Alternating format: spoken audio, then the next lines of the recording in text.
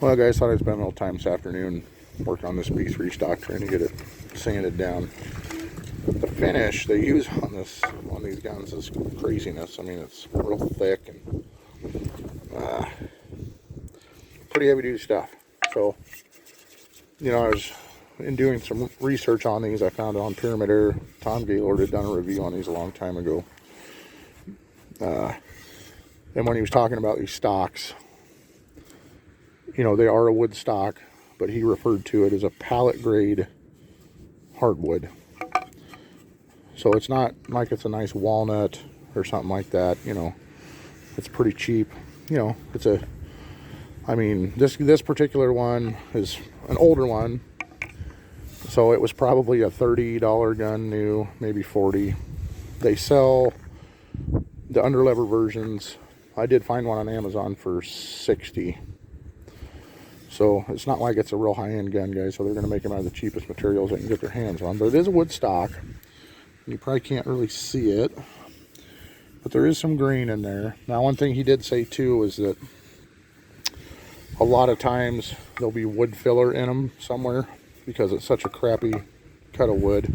So they would cut these stocks out and, like, a, you know, there'd be a piece missing or whatever, and they just fill it with wood putty. And I think that's part of the reason why they probably use this real dark, heavy finish on it.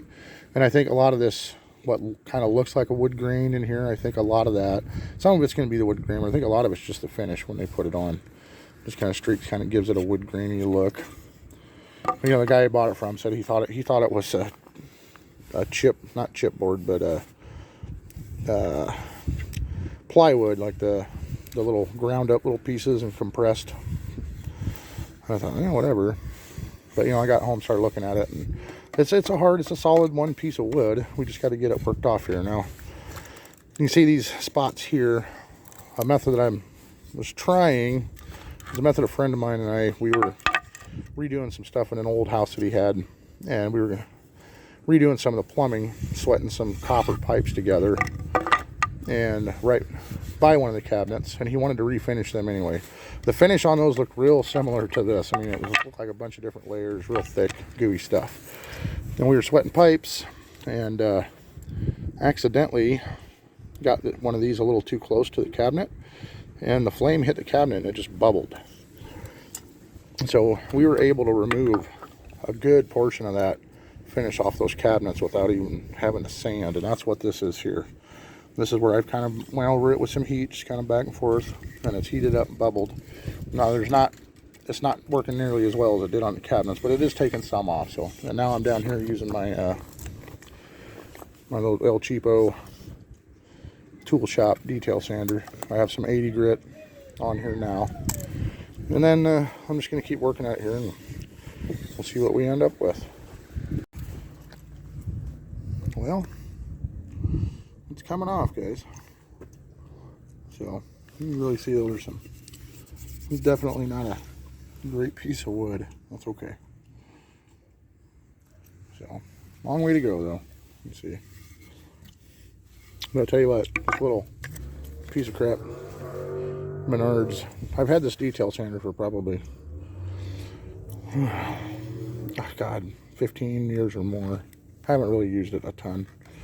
But it's working really good on this. I can't imagine doing this all by hand. It would just be a nightmare. So keep going.